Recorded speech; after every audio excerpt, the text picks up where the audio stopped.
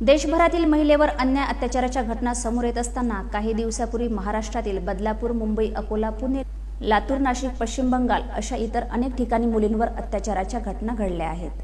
त्यांचा निषेध म्हणून वीर बापू बिरू पाटेगावकर सेवाभावी संस्था यवतमाळ जिल्ह्याच्या वतीने मुख्यमंत्री एकनाथ शिंदे तसेच गृहमंत्री देवेंद्र फडणवीस यांना निवेदन पाठवण्यासाठी यवतमाळ येथील जिल्हाधिकारी डॉक्टर पंकज आशिया यांना निवेदन देण्यात आले. दिलेल्या निवेदनातून असा उल्लेख आहे की बदलापूर तसेच कोलकाता येथील घडलेली कृत्य हे मानवतेला काळीमा फासणारी असल्याने त्या नराधमाला फास्ट ट्रॅक कोर्टात खटला चालवून त्याला फाशीची शिक्षा देण्यात यावी आणि येत्या 15 दिवसाच्या आत या नराधमावर खटला न दाखल झाल्यास वीर बापू बिरू वाटेगावकर सेवाभावी संस्था महाराष्ट्रभर तीव्र आंदोलन छेडतील. या सर्व घटनेला महाराष्ट्र शासन जबाबदार राहील असे निवेदनातून जिल्हाधिकारी यांना म्हटले आहे.